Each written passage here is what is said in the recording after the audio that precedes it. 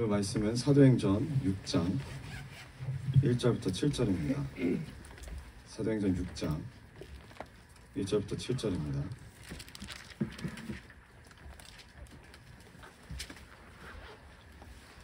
자, 사도행전 6장 1절에서 7절입니다.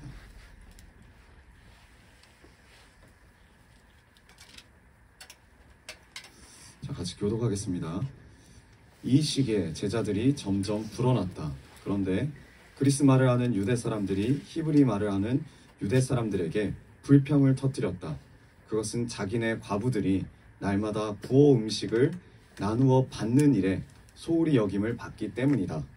그래서 열두사도가 제자들을 모두 불러놓고 말하였다. 우리가 하나님의 말씀을 전하는 일을 멈춰서 음식을 드리고 있으면 좋지 않습니다. 그러니 형제자매 여러분, 신망이 있고 성령과 지혜가 충만한 사람 7을 여러분 가운데서 뽑으십시오. 그러면 그들에게 이 일을 맡기고 우리는 기도하는 일과 말씀을 섞는 일에 한심하였습니다. 모든 사람이 이 말을 좋게 받아들여서 믿음과 성령이 충만한 사람인 스데반과 빌립과 브로고로와 니가노르와 디몬과 바메나와 안디옥 출신의 이방 사람으로서 유대교에 개종한 사람인 니골라를 뽑아서 사도들 앞에 세웠다. 사도들은 기도하고 그들에게 안수하였다. 같이 읽겠습니다. 하나님의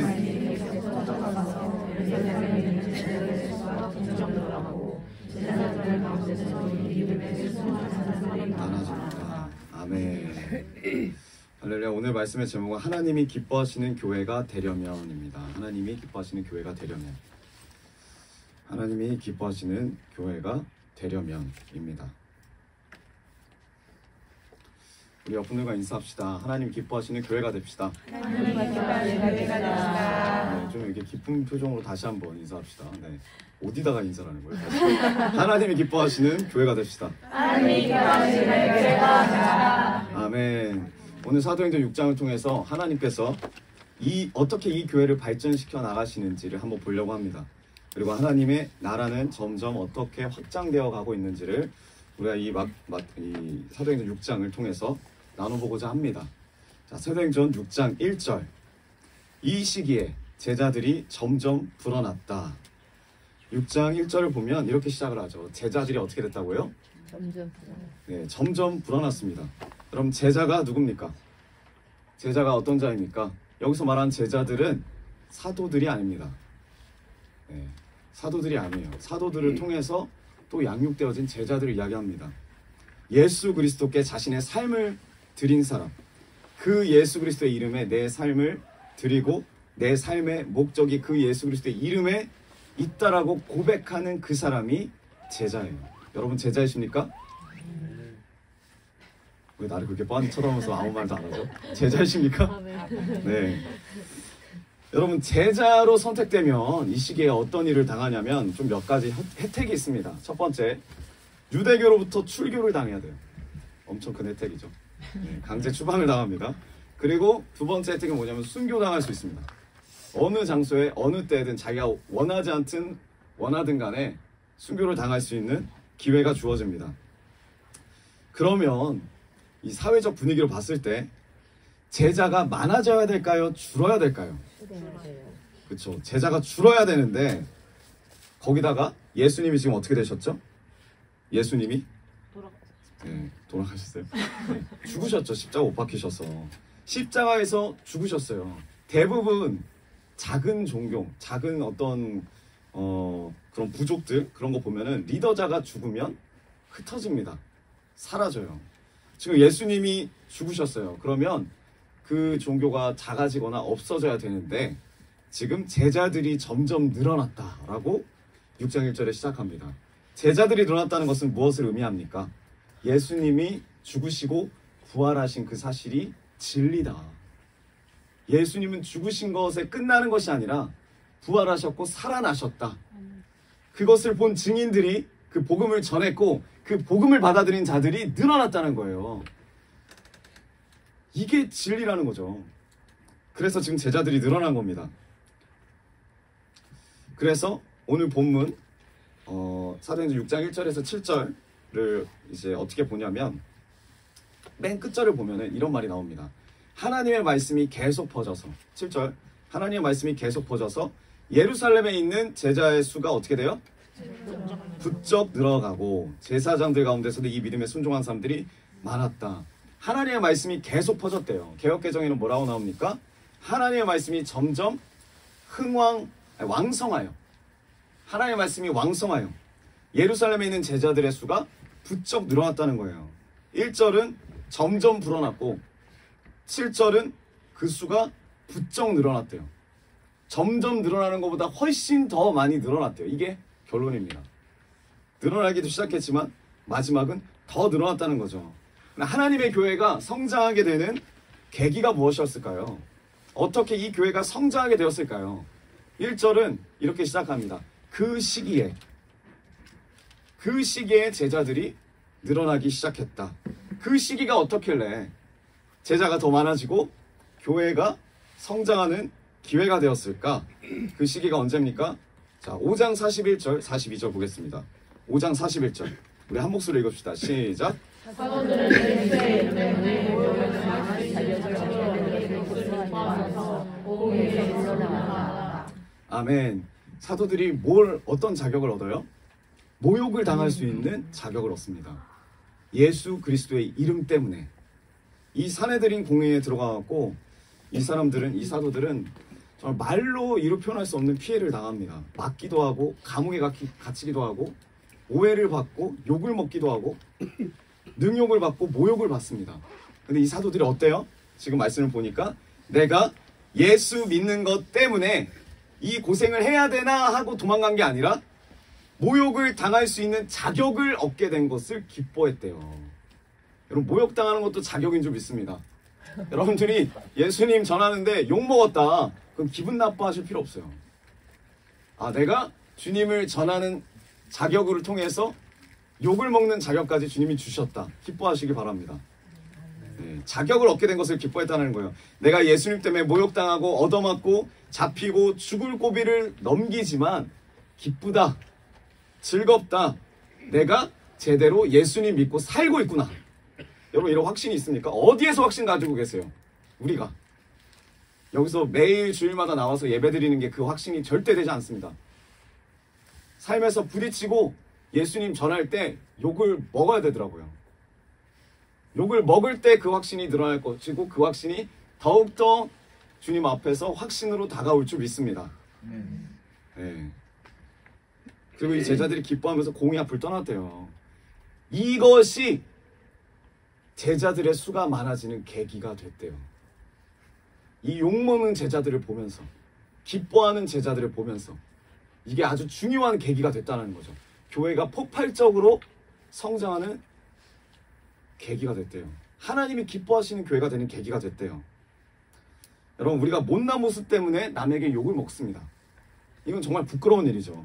그러나 예수님의 이름 때문에 내가 세상에서 어려움을 당하고 곤란을 당해야 되는 것은 기뻐해야 되는 일인 줄 믿습니다. 이러한 자격이 주어질 때 이 자격을 기쁨으로 받아들이는 우리가 되기 원해요. 네, 근데 이게 쉽지가 않아요. 예수님 때문에 불이익을 받는다는 것을 기뻐할 줄 아는 그 사람이 바로 교회가 성장하는 데 도움이 되는 사람이에요.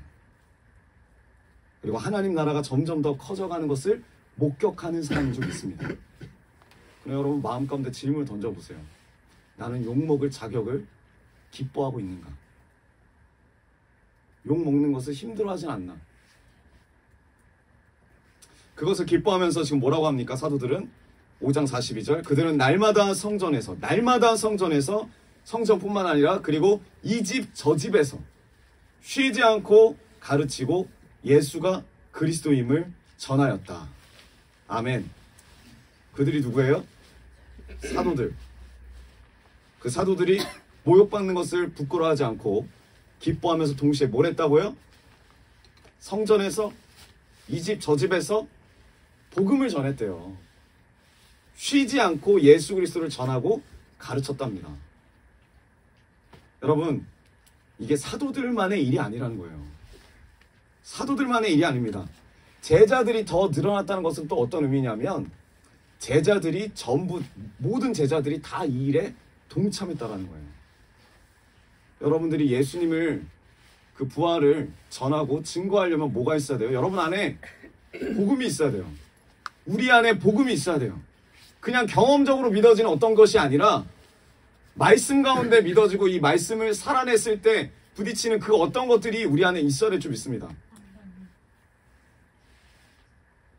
제자들이 그렇게 했다라는 거죠. 사도들뿐만 아니라.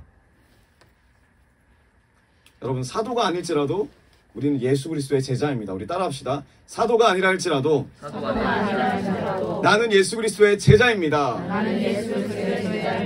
네, 우리 옆분들 바라보면서 인사합시다. 나는 예수 그리스도의 제자입니다. 정말 제자이십니까? 정말 제자이십니까? 메아리인 줄 알았습니다. 네. 제자들이 다 일에 동참했어요. 나는 예수 그리스도의 제자다. 베드로가 이 말을 못했어요. 베드로가 이 말을 못했다고요.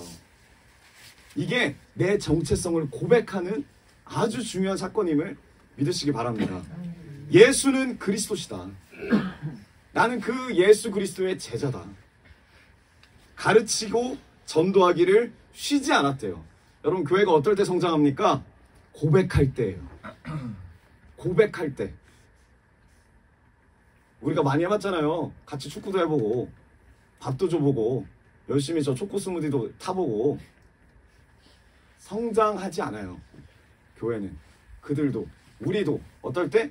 내 안에 있는 주님을 전할 때더라고. 고백할 때. 우리가 입을 열어서 고백할 때 예수님이 그리스도시다. 예수님이 나의 구원자시다. 근데 이게 왜 중요하냐면 이렇게 안 하니까 중요합니다. 우리가 그렇게 안 해요. 여러분 요즘 시대에 전도 트렌드 아십니까? 트렌드? 네, 트렌드를 되게 좋아해요. 교회 안에서도. 요즘에 예수 그리스도라고 이야기만 꺼내도 정말 부담스러워해요. 사람들이. 듣고 싶지 않고 싫어할 거라고 생각을 하죠. 우리가. 그래서 어떻게 하냐면 부담스러울 것 같으니까 전도 방법을 바꿉니다. 네, 어떻게 바꾸냐면 교회 자랑을 해요. 우리 교회에 오면 뭐가 있고 최유리가 있고 네, 우리 교회 오면 최유리가 있고 카페가 있고 우리 교회 오면 최유리가 있고 카페가 있고 그 옆에서 초코 스무디 먹는 한지용이 있고 그 옆에 또 사랑이가 있고 교회 자랑을 해요. 그러면서 우리가 꼭 들어가는 말이 있습니다. 우리 교회는 다른 교회와 다르다. 뭐가 다른데? 다른 거는 딱 하나밖에 없어요. 이단. 다른 교회와 다른 건 이단밖에 없어요. 근데 대부분 교회가 이렇게 말을 해요. 우리 교회는 다른 교회와 다르다. 우리 교회는 카페가 있다. 우리 교회는 주차장이 넓다. 우리 교회는 밥이 맛있다. 우리 교회는 사역자들 인상이 좋다. 인상이 좋습니까? 네. 뭐지? 네. 자꾸 교회 자랑을 하고 또 이게 교회 자랑을 떠나서 영적인 자랑도 해요. 우리가. 많은 교회들이 그렇게 해요. 근데 여러분 생각을 해보세요. 세상에 완전한 교회가 어디 있어요? 교회 자랑에서 데려왔는데 카페 자랑에서 데려왔는데 카페가 그날부터 안 된다. 그러면 그 사람은 어떻게 할까요? 떠나죠. 제가 아직도 엄청난 상처가 있습니다. 뭐 상처라기보다도 충격인데 뭐였냐면 제가 6학년 때까지 축구를 되게 좋아했어요. 그래서 여기 화곡중학교에 다닐 때도 축구를 많이 했습니다. 그래서 중학교 1학년이 됐을 때 하나님이 우리 가족을 이끄셔가지고 그 용산 쪽으로 이제 이사를 가게 했어요. 그 후암동으로. 근데 이사 가고 싶지가 너무 많은 거예요. 그때 이제 목사님이랑 홍sek사님이 어떻게 했냐면 그 삼일교에서 예배를 끝나고 바로 옆이거든요. 용산 고등학교, 용산 중학교를 차를 타고 이렇게 한번 쓱 지나가 주는 거예요. 그러면서 뭐라 그러냐면 앞으로 너희들이 갈 학교다. 근데 그 학교에 운동장이 있고 수영장이 있고 테니스장이 있고 정구장이 있고 헬스장이 있고 실내 농구장 플러스 거기다가 또 뭐가 있냐면 외부에 또 강당이 따로 있고 학교가 무슨 대학교인 거예요. 대학교. 그리고 뭐라 그래요? 여기가 너가 축구하고 뛰놀 수 있는 운동장이 있는 곳이야. 그래서 너무 기뻤어요. 그리고 전학을 흔쾌히 수락을 했습니다. 전학을 왔어요. 그 다음날부터 갑자기 뭔가 이렇게 시끄럽더라 학교가. 들어왔더니 땅을 다 파기 시작하는 거예요. 제가 중학교 2학년 때 전학 가가지고 중학교 3학년 졸업할 때까지 그 학교 운동장에서 축구를 해본 적이 없습니다. 땅을 다 파갖고 리모델링 한다고 학교 전체를. 저 시기 때 너무너무 힘들더라고요. 이 학교 다니고 싶지 않더라고요. 왜? 저는 그 학교를 다른 거 하나도 안 봤어요. 운동장만 보고 갔거든요. 운동장만 보고 갔는데 그 학교가 왕따가 제일 많은 학교고 불량배가 제일 많은 학교고, 제가 그런 이야기는 예전에 많이 했었죠. 그러니까 그것을 보고 가면, 그것이 사라지면 학교의 정내미가 떨어져요. 교회도 마찬가지예요. 완전한 교회가 없어요. 교회 자랑에서 그 자랑 때문에 교회 가면 어떻게 돼요? 그 교회 부족한 모습 때문에 그 교회를 떠나요. 사역자를 자랑해서 가면 그 완전한 사역자가 또 없습니다. 그 사역자를 보고 실망하고 좌절해서 또 떠나요. 근데 여러분, 교회 자랑해도 안 되고 사역자 자랑은 또 부족하더라고요. 근데 이렇게 전도하고 가르치는 교회가 많아요. 너무 유한한 것들을 우리가 보여주는 거죠. 근데 사람들이 상처받지 않을 방법은 딱 하나예요. 뭘 해야 돼요? 예수 그리스도를 자랑하면 돼요. 사람들을 구원하는 것도 딱 하나밖에 없습니다. 그게 뭐예요? 예수 그리스도를 전하면 돼요.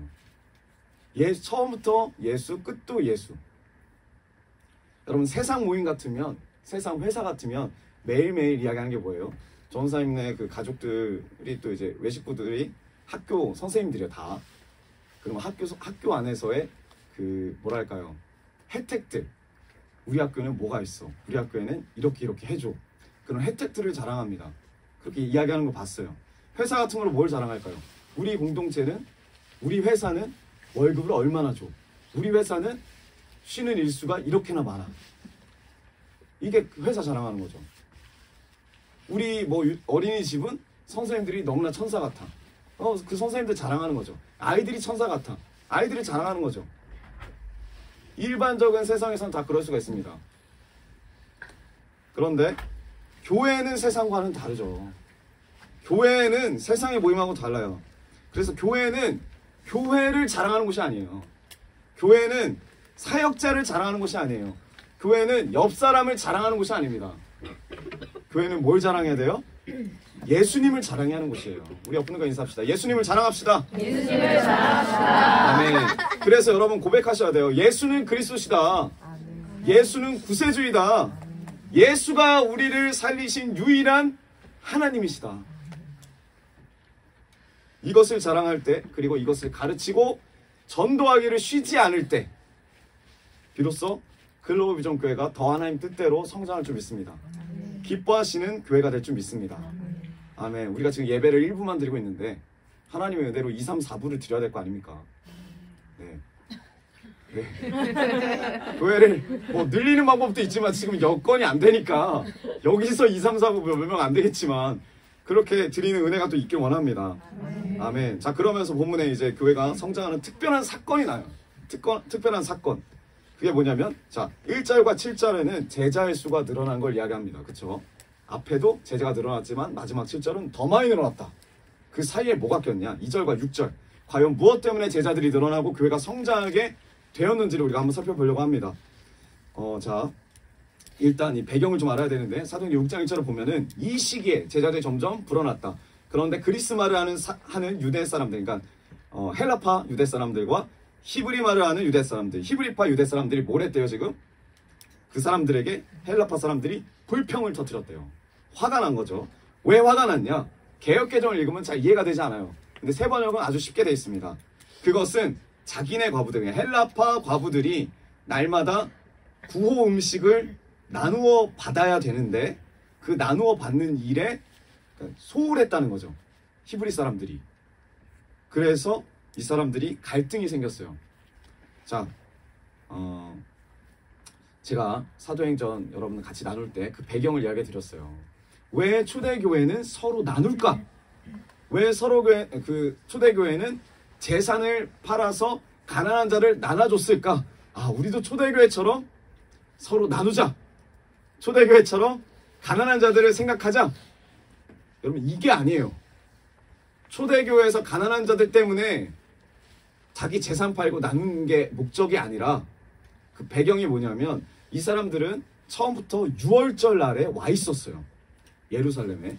유대인들은 무조건 그 연도에 어디에 살든지 간에 내가 유대인이라면 예루살렘을 방문해야 되는 날이 있습니다. 그 중에 하나가 유월절이에요. 유월절에 와 있었어요. 유월절에서 50일이 지나서 그게 무슨 날이라고요? 오순절. 그 오순절날 무슨 일이 터졌죠? 성령 임재 사건이 터졌어요. 그리고 뭐가 세워졌어요? 하나님 은혜로? 교회가 세워졌어요. 자기들이 생각할 때는 그냥 단순히 그 유월절 날에 유대교의 절기를 지키려고 방문했어요. 길면 2주, 짧으면 일주일 예루살렘에 머물다가 로마로 가든지 북아프리카로 가든지 아니면 소아시아로 가든지 자기네들이 원래 디아스포라로 살고 있던 자리로 돌아갈 계획이었습니다. 하지만 성령을 받았어요. 그리고 복음을 들었어요. 그 헬라파 유대인들이. 그리고 그들과 히브리파 사람들하고 하나가 되어서 이제 교회가 시작이 됐어요. 그러니까 이들이 떠날 수가 없는 거예요. 이 교회를. 매일 모여서 기도하고 매일 모여서 구제하고 예수 그리스도의 복음을 듣고 교회가 시작이 됐습니다. 근데 뭐가 문제였냐? 잠시 머무려고 온 이 헬라파 유대인들이 돈이 떨어지는 거예요. 당연히 집이 없죠, 여기에. 히브리파 유대인들은 원래 자기들이 사는 곳이니까 집도 있고 먹을 것도 있고. 근데 헬라파 유대인들은 아무것도 없어요. 자기 집은 여기 있는 게 아니에요. 근데 여기서 머물고자 결단한 거예요. 교회로서. 하나님이 허락하신 그날까지. 그래서 문제가 되는 거예요. 가뜩이나 유월절 날에 예루살렘의 대부분 그 인구가 한 3만 명 정도 됩니다. 근데 지금 베드로가 한 번 설교할 때 3,000명, 또 한 번 설교할 때 5,000명, 3만 명 중에 3,000명, 5,000명 남자만 그렇게 변화됐다는 거는 엄청나게 많은 영향을 끼쳤다는 거예요. 제가 그 예루살렘 관련된 다큐 봐도 이 3,000명, 5,000명이 들어갈 곳이 없어요. 오순절 다락방도 너무너무 조그마해요. 그러니까 왜 예수님이 들판에서 복음을 전했는지가 그냥 깨달아집니다. 그런 과정 가운데 집도 없고 입을 것도 없고 먹을 것도 없는 이 상황 가운데 성령의 은혜를 받은 사람들이 등장하는데 그게 누구예요? 바나바 같은 사람이 자신의 재산을 팔아서 그것으로 헬라파 사람들을 먹이는 거예요. 왜요? 그 사람들이 불쌍해서가 아니라 이 사람들이 교회니까. 그러니까 한마디로 뭐예요? 이 사람들은 자기 재산을 팔고 사도들 앞에 갖다 줬다는 말은 가난한 사람들, 불쌍한 사람들 나눠줘라 구제 정도가 아니라 하나님이 함께 하시고 성령에 충만하고 성령으로 연합되어 있는 이 초대교회가 유지될 수 있도록 헌금한 거예요. 교회를 위해서 드린 거예요, 하나님께. 그래서 그 교회의 이제 리더자인 사도들이 그 교회 구성원들한테 나눠주는 거예요. 근데 이 목적과 상관없이 자기의 유익과 이익을 따져서 높임 받으려고 했던 사람들이 누구예요? 아나니아와 삽비라는 완전히 다른 케이스인 거예요. 그러니까 죽은 거예요. 지금 이러한 상황 가운데 하나님의 교회를 섬기고 지키려는 마음으로 음식을 나눠주는 거예요. 그 재산들을 받아서. 근데 지금 이 안에서도 갈등이 있대. 이렇게 충만한 교회 안에서 갈등이 있다는 거예요. 왜 히브리파 과부들은 잘 나눠주면서 음식을 왜 헬라파 과부들은 잘 안 나눠주냐 이거예요. 그래서 히브리파 사람들에 대해서 헬라파 사람들이 원망하기 시작합니다. 원망하기 시작해요. 원망하다는 말이 뜻이 이거예요. 그냥 투덜투덜대다. 투덜투덜대. 우리 되게 잘하잖아요. 투덜투덜대는 거. 혼잣말로라도. 중요한 게 뭐예요? 공식적으로 말하는 게 아니에요. 공식적으로 야 너네 잘못했잖아. 우리 하나라며. 너 성령 받았다며. 나도 성령 받았는데 왜 우리 이렇게 신경 안 써줘. 이렇게 뭐 공식적으로 말하는 게 아니라 혼자서 투덜투덜 되는 거야. 뭐 저기 성령 받았다면서 저 뭐 하는 거야 지금. 왜 우리 신경도 안 쓰고 있는 거야. 여러분 교회를 무너뜨리는 거는 어찌 뭐 큰 문제일 거라고 생각하지만 작은 문제에서 교회가 무너지더라고요. 작은 문제. 틈이 발생하고 마음이 갈라지고 궁시렁궁시렁 거기서 뭔가 아쉽고 서운한 마음이 생기기 마련입니다. 초대교회가 위기를 만났어요. 그럼 그럴 수 있어요. 갈등이 생길 수 있어요. 왜냐? 헬라파 사람들은 외국인이에요. 외국에서 태어났고 근데 유대인이에요. 엄마가 유대인이라고. 말이 안 맞고 사고도 안 맞고 그냥 예수 그리스도 하나가 된 자들일 뿐이에요. 그러니까 먹는 것도 다르고 먹는 시간도 다르고 그러니까 소통의 부재가 분명히 있습니다. 교회 안에서 우리가 다 다르니까. 이렇게 은혜가 넘치는 교회 안에서도 사람들이 그냥 10명 정도 모이는 게 아니라 1000명, 2000명, 3000명, 5000명이 모이기 시작하면서 문제가 생겨요. 그 안에 서운함이 생겨요. 가장 큰 위기가 이때부터 시작되는 거예요. 중요한 건 뭐냐? 이 문제를 이들이 어떻게 해결했느냐. 우리가 봤을 때는 뭐 별거 아닌 것 같은데 문제가 아주 큰 문제예요. 이런 문제로 오늘날의 교회들이 다 박살납니다. 제가 많이 봤어요. 한 교회를 두고 그 긴 장의자 하나 두고 한쪽에서 예배드리고 한쪽에서 예배드리고 시끄러우면 너가 나가라예요. 이쪽에서 예배드리면 밖에서 예배드리고 교회가 갈라져요. 이렇게 투덜투덜 되는 것 때문에. 근데 이제 사도들이 어떻게 합니까? 이 문제를 가지고 자 사도행전 6장 2절 그래서 12사도가 제자들을 모두 불러놓고 말하였다.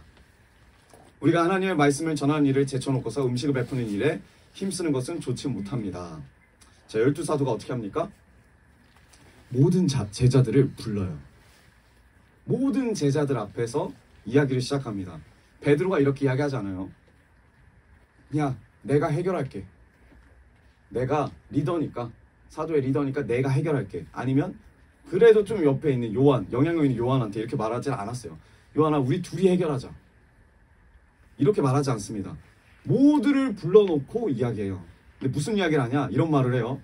우리가 하나님의 말씀을 전하는 일은 제쳐놓고서 음식 베푸는 일에 힘쓰는 것은 좋지 못합니다 라고 이야기를 합니다. 그러면 이게 무슨 의미냐면 사도들 중에서도 가장 리더예요. 베드로가. 이 베드로가 지금 무슨 이야기를 하고 있는 거냐면 지금 이 교회 안에서의 문제 가운데 자기가 한 일이 잘못됐다라고 고백하는 거예요. 이게 사과예요.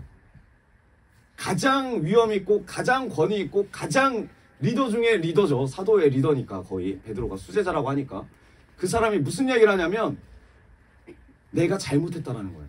베드로가 잘못한 게 아니에요. 그쵸? 그냥 히브리파 사람들이 헬라파 사람들하고 소통의 문제 때문에 잘 못 챙겨준 것 뿐이에요. 근데 베드로가 이 문제를 어떻게 해결하냐면 사람들을 다 앞에 두고 자기가 잘못했다라고 이야기해요. 자기가 하는 일이 마땅하지 않다라고 이야기합니다. 이 세 번역에 뭐라 그래요? 우리가 지금 하는 이 일이 좋지 못합니다. 마땅하지 않다. 옳지 않다. 합리적이지 않다. 내 잘못이다라는 거예요.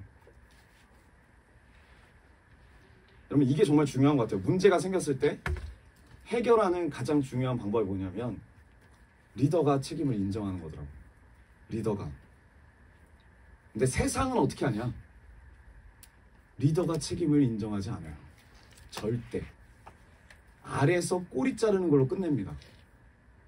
우리는 그걸 원하죠. 책임자가 나와서 사과하고 끝내라. 근데 아무도 책임자가 안 나와요. 진짜 책임자는 절대 나오지 않아요. 진짜 책임자가 가짜 책임자를 불러놓고 꼬리를 잘라버려요. 그래서 세상이 안 바뀌어요. 초대교회도 충분히 그럴 수 있어요. 야 내가 나눠주는 책임자 따로 불러가지고 걔네한테 주의를 줄게 라고 말할 수 있는데 그렇게 안 하고 베드로는 자기가 잘못했다 그래요. 자기가 다 모아놓고 우리 잘못이다. 우리가 문제를 일으켰다. 자기가 문제를 일으켰다라고 그래요. 우리 사도들이 문제를 일으켰다라고 합니다. 뭐라고 해요? 우리가 하나님의 말씀을 전하는 일을 제쳐놓고서 지금 뭐에 집중했대요? 음식을 베푸는 일에 힘썼다라고 얘기하는 거예요.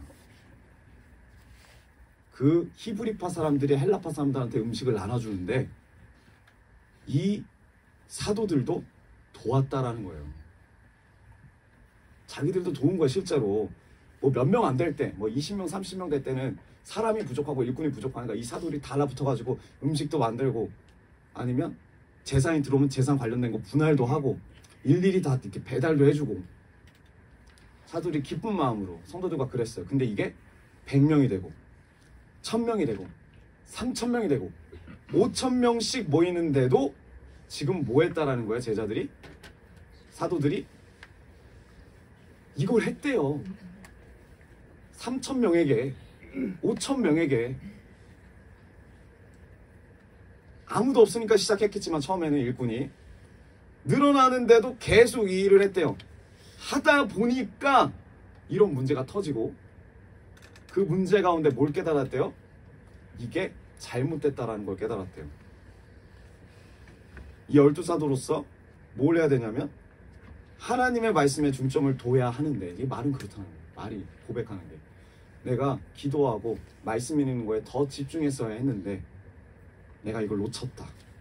그러지 못했다. 하나님이 이걸 보시는 것 같다. 내가 개역개정 뭐라고 해요?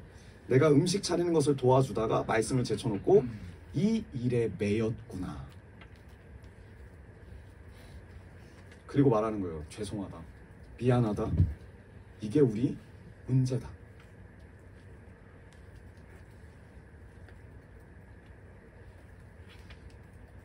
제가 목사님 케어를 한 5개월에서 한 6개월 정도 했는지 잘 기억은 안 나지 않지만 그렇게 했습니다. 처음에는 사람이 진짜 없었어요. 케어를 할 수 있는 사람. 그리고 목사님이 또 그걸 원하셨고, 그래서 열심히 최선을 다해서 케어를 시작했습니다. 케어를 하신 분들과 함께. 사역자분 다 하셨죠. 근데 하면 할수록 뭐가 주냐면 제 기도 시간이 줄어요. 하면 할수록 뭐가 주냐면 제가 말씀을 읽고 묵상하는 시간이 줄어요. 맨 처음에 이렇게 생각을 했어요. 그냥 그 옆에서 기도하고 그 옆에서 말씀 읽으면 되지.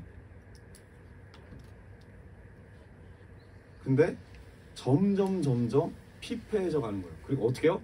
교회도 점점 침체되어져 가는 거예요. 옆에서 이제 몇 분들이 이제 이야기를 해줍니다. 저한테. 아, 이거는 좀 아닌 것 같다. 이건 하나님 뜻이 아닌 것 같다. 근데 이제 제가 마음 가운데 어떤 마음이 드냐면 사람이 없으니까, 첫 번째. 그리고 사람을 쓰자고 해도 목사님이 그거를 지금 원하지 않고. 그래서 분명히 이렇게 틀렸다라는 건 아니지만 더 하나님이 원하시는 뜻이 있었을 텐데 그 뜻을 잡지 못한 부분이 저에게 있었어요. 제가 정말 죄송합니다. 하나님 앞에 여러분들께. 네. 더 하나님 중심으로 갔어야 되는데 제가 그러지 못했어요.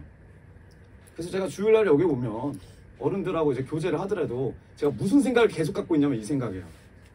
이따가 제가 금요일하고 주일날에 밤을 새거든요. 그 예전에 주일날에 가서 이제 밤을 새야 되는데 밤을 셀 그 체력을 생각하는 거예요. 네. 주일날 말씀 전하는 것도 체력을 다 쓰는데, 그러니까 금요일부터 토요일날, 그래서 그 주일날 저녁까지 그 생각을 하는 거예요. 여기 집중을 못하는 거죠, 한마디로. 교회에. 이 제자들이 그랬을 것 같아요, 사도들이. 처음에는 기쁨으로 했어요. 섬기는 거니까. 근데 때가 되면 놓아야 될 때가 있어요. 맡겨야 될 때가 있더라고요. 근데 저도 그러지 못했고 지금 보니까 이 12사도들도 그러지 못했던 것 같아요. 하나님 말씀에 중점을 둬야 하는데 그러지 못했어요. 그래서 이 말 하는 거예요. 내가 음식을 차리는 것을 도와주다가 말씀을 제쳐놓고 이 일에 매였구나. 우리가 가장 못하는 말이 있습니다. 그게 뭐냐면 미안합니다. 내 잘못입니다. 미안합니다는 들어본 적은 있어도 내 잘못입니다는 우리 교회에서 들어본 적이 많이 없는 것 같아요. 네, 우리 여러분들과 한번 연습해 봅시다. 미안합니다. 내 잘못입니다. 미안합니다. 내 잘못입니다. 네, 그리고 또 뭐가 좀 듣기가 어렵냐면 감사합니다. 하나님의 은혜입니다. 감사합니다. 하나님의 은혜입니다. 네. 우리가 이 말들을 되게 많이 알고는 있지만, 잘 알고는 있지만 제일 못하는 것 같아요. 왜죠? 이 말을 하면 내가 지는 것 같아요. 이 말을 하면 내가 다 뒤집어 쓰는 것 같고, 이 말을 하면 내가 억울할 것 같아요. 절대 그렇지 않더라고요. 이거 속는 거더라고요. 내 잘못입니다. 잘못했습니다. 감사합니다. 하나님의 은혜입니다. 그럴 때 주님 안에서 더 성령님이 역사하시고 성령님이 이 문제를 풀어가시더라고요. 고백이 중요하더라고요. 하나님 앞에서 인정하는 고백. 그래서 어떻게 해결되죠? 3절. 그러니 형제자매 여러분, 신망이 있고 성령과 지혜가 충만한 사람 7을 여러분 가운데서 뽑으십시오. 그러면 그들에게 이 일을 맡기고 자, 자기들이 이제 일을 내려놓겠대요. 말씀과 기도에 전무하겠대요. 그래서 이제 사람을 뽑겠대요. 그래서 지금 우리도 찬양을 누구죠?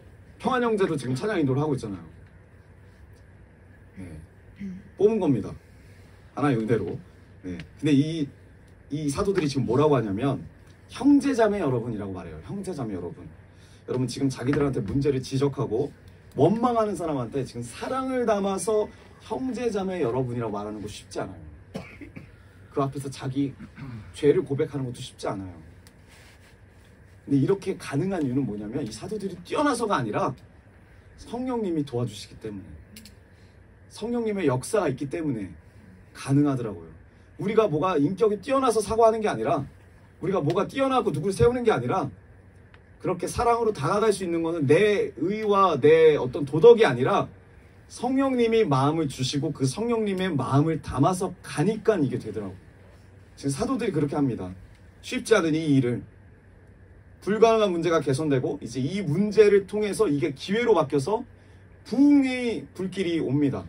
자, 근데 제자를 세우는데 어떤 제자를 세운대요?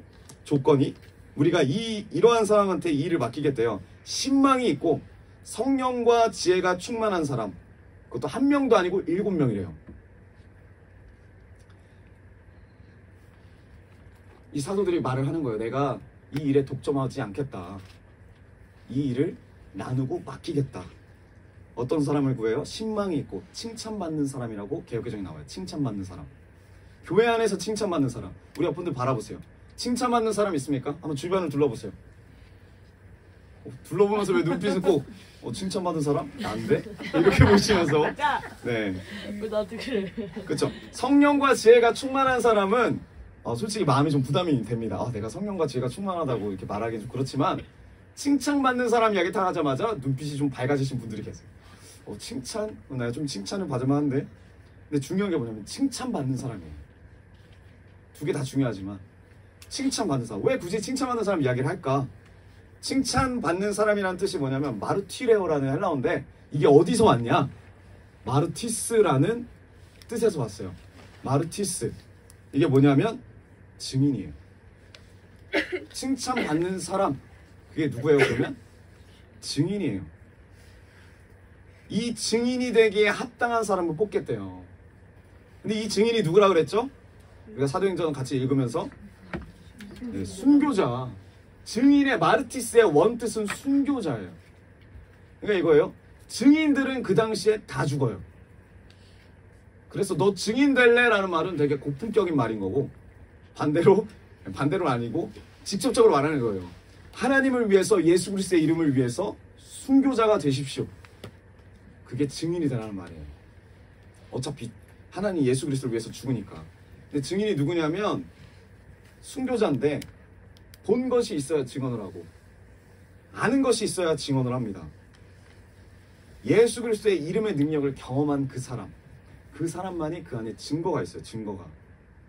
그래서 이 순교자, 이 증인이어야 순교를 기쁘게 당할 수 있어요. 그 증인을 뽑겠대요. 이 지금 초대교회 안에서. 그것도 1명이 아니고 7명이에요. 증인은 자기가 가지고 있는 증거를 끝까지 주장하면 죽어요. 그래서 순교할 수밖에 없어요. 그럼에도 불구하고 조건이 뭐예요? 증거를 품은 사람. 여러분, 우리 안에 그 예수 그리스도의 증거가 있습니까? 증거가 있다면 그 증거를 내가 아무리 억울하고 내가 아무리 답답하고 내가 아무리 힘들어도 이 증거를 절대 놓지 않고 증거를 들이밀어야 돼요. 그게 뭐예요? 예수 그리스도를 들이밀어야 돼요. 그러면 그걸 통해서 내가 어떻게 된다고요? 여러분, 기쁘게 죽으실 수 있습니다. 그래서 죽는 거예요. 이게 죽는다는 게 우리가 착각을 하는 게 나 절대 죽어지지가 않아요. 당연해요. 왜? 내 안에 그 증거가 없으니까. 들이밀 게 없으니까. 죽지 않은 방법 딱 하나예요. 증거를 소멸해버리면 돼요. 없애버리면 돼요. 그럼 나는 뭐가 돼요? 증인이 더 이상 아니에요. 증인이 아니란 말은 난 순교 안 해도 되는 거예요. 근데 내가 순교를 하겠다, 증인이 되겠다, 그럼 내 의로, 내 노력으로, 나의 어떠함으로 참는 게 아니라 내가 은혜 받은 그 예수 그리스도를 기억하면서 하나님이 나에게 주신 그 말씀을 기억하면서 그 자리에 순교하는 거예요. 아무리 부당해도, 합당하지 않아도. 그게 교회 안에서 칭찬받는 사람이래요. 그 사람을 뽑겠대요. 근데 우리가 본문을 볼 때 어떻게 생각하냐면, 신망받고 뭐 칭찬받는 사람이라고 남한테 잘 보이면 되지 않을까? 잘못 오해하는 거죠. 남한테 인기 있으면 되지 않을까? 아닙니다. 교회 안에 칭찬받는 사람은 죽을 준비가 된 사람이에요. 순교자예요, 순교자. 예수 그리스도라는 증거를 품은 사람. 그 증거를 놓지 않는 사람. 품었다는 거 뭐라고요? 내가 죽을지언정 절대 그 이름을 배신하지 않겠다. 내가 죽겠다. 오늘도 이 사람 앞에 죽고, 내일도 저 사람 앞에 죽고, 하나님 말씀 앞에 죽고. 제가 그 수요일날인가요? 금요일날인가? 그 부모를 공경하라라는 신명기 말씀으로 했을 때 많은 분들이 얼굴이 어두웠습니다. 그래서 나중에 이제 대청부 친구들한테 물어봤어요. 그때 어땠니? 말씀 들었는데, 그랬더니 다 마음에 거부감이 들었대. 쉽지 않았대요. 근데 이제 마음을 결단을 갖고 내가 하나님의 권위 안에 들어가 있지 않았구나. 내가 부모님한테 그래도 순종하려고 했던 건 권위 안에 들어가서 하나님 말씀을 듣고 순종하려고 했던 게 아니라 뭐예요? 내 의로, 내 노력으로 하려고 했구나라는 것을 깨닫게 된 거예요. 근데 예수 그리스도의 증거를 품었다면, 내가 그 은혜 받은 자라는 확신이 있다면 이미 그 예수님이 내 안에 있대요. 그러면 죽을 수 있어요. 주님을 위해서. 그게 바로 예수 그리스도의 증거를 품은 자예요. 그리고 이런 사람들한테 구제일을 맡기고, 자 6장 4절, 우리는 기도하는 일과 말씀을 섬기는 일에 헌신하겠습니다. 말씀을 섬기는 일에 헌신하겠습니다. 이 말씀을 섬기는 일이라는 뜻이 뭐냐면 디아코니아라는 뜻입니다. 사역이라는 뜻이죠. 디아코니아. 근데 이 단어가 왜 중요하냐면 1절에서 이미 나왔어요. 어디서? 1절에는 없잖아요. 말씀 읽고 기도하는 일이. 근데 어디서 나왔냐? 음식을 나눠주는 일도 디아코니아래요. 음식을 나눠주는 일. 사도들이 전하는 말씀 사역도 디아코니아고, 하나님의 관점에서 봤을 때 일꾼들이 하는 구제도 디아코니아래요. 사람들을 돕는 구제나 그 사람들에게 말씀 사역하는 일이나 똑같다라는 거예요. 하나님이 봤을 때. 초대교회는 이게 똑같았어요. 다 똑같았어요. 그래서 뭐 말씀만 전하고 구제하는 것보다 말씀을 더 강조한다, 이것도 문제고, 말씀은 아닌데 봉사하고 헌신하는 것만 강조한다, 이것도 문제예요. 같이 가야 된대. 함께 가야 된답니다. 여러분, 사역자와 성도가 그렇기 때문에 서로를 존중하는 게 필요해요. 서로의 디아코니아가 다르니까. 그리고 서로를 사랑하고 서로를 높여주는 것이 중요해요. 그게 초대교회예요. 여러분, 교회 자랑, 성도님 자랑, 사역자 자랑 밖에서 안 하셔도 됩니다. 근데 여러분, 교회 안에서 이거 하세요. 교회 안에서 서로를 자랑하세요. 충분히 서로 존중하고 서로를 세워주고 서로의 디아코니아를, 그 서로의 사역을 아름답게 공유하세요. 그게 초대교회더라고요. 초대교회. 그래서 7명을 뽑습니다. 모든 사람들이 이 말을 좋게 받아들여서 믿음과 성령이 충만한 사람인 스데반이 제일 먼저 나오죠. 네, 스데반과 빌립과 브로고로와 니가노로와 디몬과 바메나와 안둑 출신의 이방 사람으로서 유대교에 개종한 사람인 니골라를 뽑아서 사도들 앞에 세웠다. 사도들은 기도하고 그들에게 안수하였다. 네, 칭찬받는 증인들, 네, 믿음과 성령이 충만한 사람들 7명을 뽑습니다. 그리고 안수해요. 근데 이 7명이 누구라고요? 어떤 직분을 갖고 있죠? 여기는 지금 우리나라 말은 집사라고 했는데 집사라는 단어가 없어요. 이 사람들은 리더예요. 뭐 말로 바꾸면 장로님일 수도 있고, 권사님일 수도 있고, 간사일 수도 있고, 부사역자일 수도 있고, 일꾼을 뽑은 거예요. 리더자를 뽑은 거예요. 그래서 사도행전을 다른 말로 하면은 이렇게도 바꿀 수 있을 것 같아요. 일꾼 행전이다. 이 일꾼들로 말미암아, 일꾼들이 성령 받음으로 말미암아 교회가 부흥하고 믿는 자들의 수가 늘어납니다. 사도들은 이 사도행전은 사도들의 이야기다라는 게 아니에요. 사도행전은 선교사님들의 이야기다가 아니에요. 사도행전은 일꾼들의 이야기예요. 움직이는 이야기예요. 역동적인 이야기입니다. 왜 그래요? 이 일꾼들이 세워지면서 제자의 수가 폭발적으로 늘어나고 교회가 폭발적으로 성장하고 사도들의 역할만 중요한 게 아니라 이 일꾼들의 역할이 정말 중요했다는 거예요. 교회 안에서. 오늘 사도행전 6장은 이걸 강조해요. 참된 일꾼. 나는 은혜만 받아야지. 나는 교회 가서 은혜로 말씀만 듣고 교회 맛있는 거 먹고 달란트만 열심히 따가서 그냥 가야지. 여러분 그렇게 하는 게 아니라 우리가 우리의 역할을 해야 된다는 거예요. 여러분의 역할이 있어요. 여러분의 다 다른 디아코니아가 있어요. 다 다른 사역들이 있어요. 주님 불러주신 목적들이 있어요. 교사도 불러주셨고 주방으로도 불러주셨고 뭐 지금 주차 뭐 봉사할 건 없지만 주차 봉사로도 나중에 불러줄 수도 있고 그리고 예배팀도 있고 선교팀도 있습니다. 그리고 그 안에 전부가 다 리더가 있어요. 우리가 이 역할을 감당할 때 우리 글로비전 교회가 하나님이 기뻐하시는 교회가 될 줄 믿어요. 제가 어저께 토요일 날에 여기 와가지고 한번 좀 봤습니다. 우리 그 현주자매가 여기서 이제 말씀도 전하고 그러니까 거의 뭐 12시? 11시쯤 오나요? 연습이요?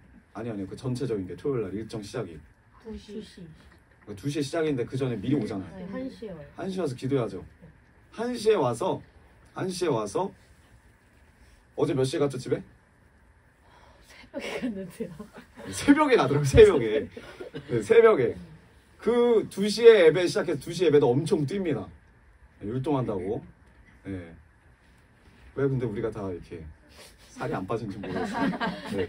엄청 뛰어요. 2시부터 예배 가운데. 그리고 평상시에는 밖에 나가서 축구하고 거기서 또 이제 애들 만나고 막 20명, 30명 만나서 같이 축구하고 그 중에 애들 또 데려와갖고 식사하고 또 여기 또 어른들이랑 또 이제 식사 도움 주시는 분들은 또 식사 준비하시고 그리고 그게 끝나는 게 아니라 그 사이에 또 교회 청소하고 그리고 그 끝나면 여기 와갖고 또 찬양 및 기도회 하고 그거 딱 끝나니까 9시쯤 됐죠.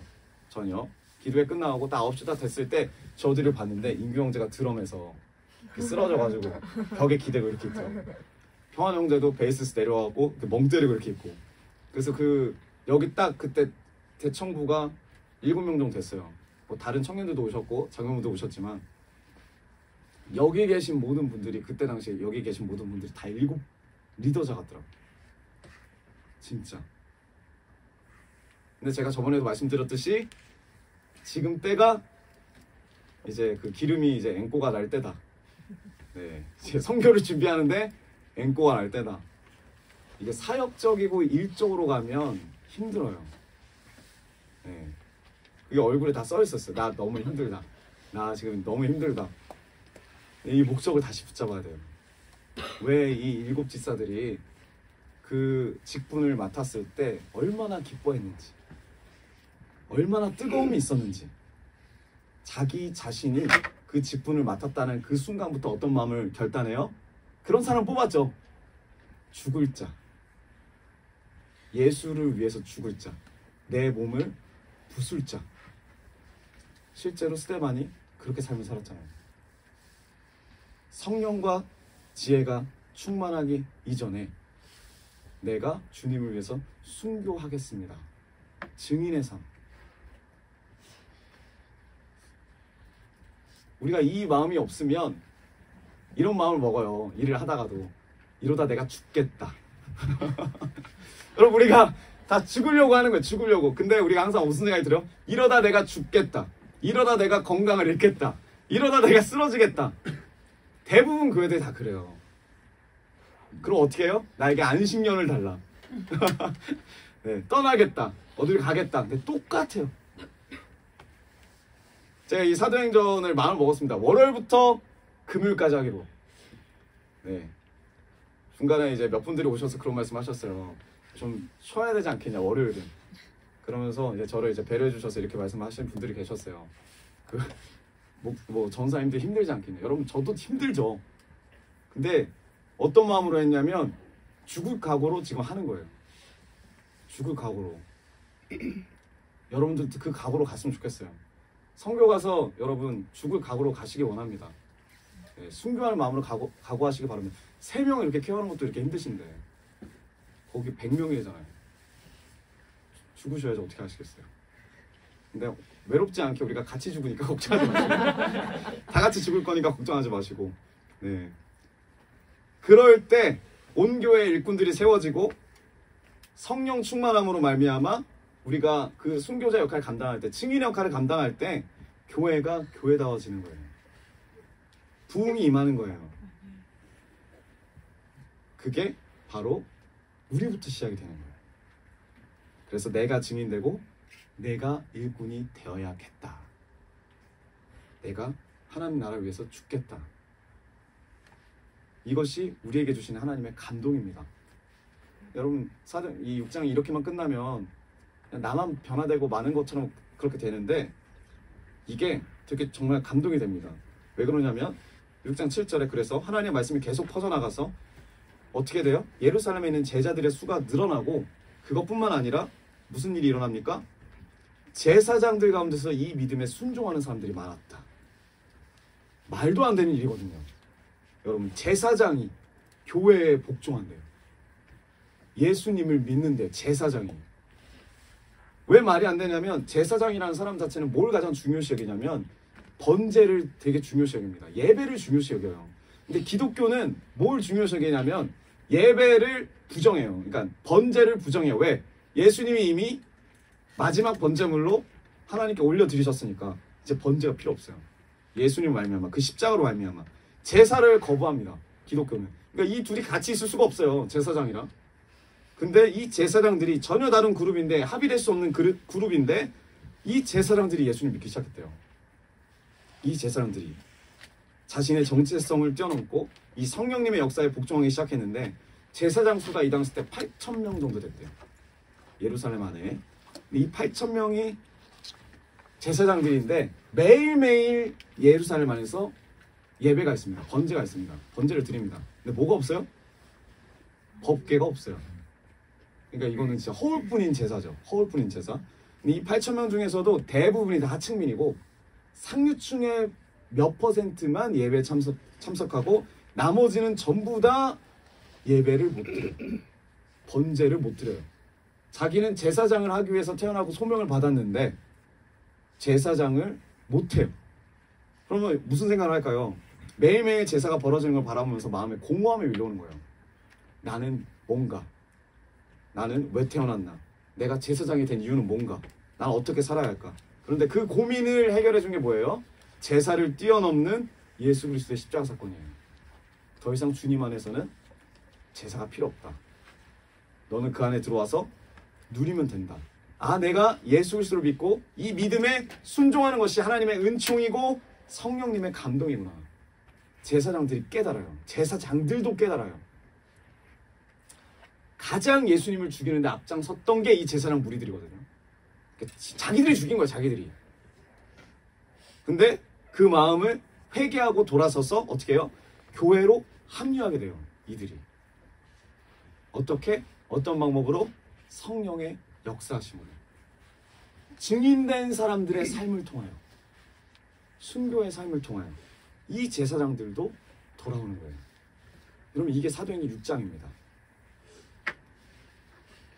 여러분, 우리가 마음 가운데 좀 도전해봤으면 좋겠어요. 나는 어떠한 마음으로 이 자리에 있는가? 증인의 마음으로 있는가? 그리고 나는 정말 하나님의 뜻에 순종하면서 나아가고 있나? 기뻐하는 그 마음, 하나님 기뻐하시는 일에 나를 더 우선시 여기고 있지는 않나? 우리 교회가 서로에게 주시는 디아코니아가 있는데 나만 높여 세우진 않았나? 내가 정말 옆 사람들을 칭찬하고 옆 사람들을 존중하고 하나님의 일꾼으로서 하나님의 영혼으로서 사랑하고 있는가? 우리 교회가 하나인가? 나부터 그 일꾼이 되어 있는가? 주님이 주신 그 사명을 감당하고 있는가? 우리가 지금 가장 힘들고 가장 낙심이 될 수 있고 어려운 상황 가운데 우리 교회가 놓여 있지만 주님이 원하시는 것은 주님을 바라보는 교회가 되기 원합니다. 네, 우리가 그 마음으로 서로를 사랑하기 원합니다. 우리 분들과 인사합시다. 네, 우리 일꾼이 됩시다. 네, 예수 그리스도를 바라봅시다. 아멘. 네, 우리 그런 마음으로 주님 앞에 우리 시간 찬양하면서 나아가기 원합니다.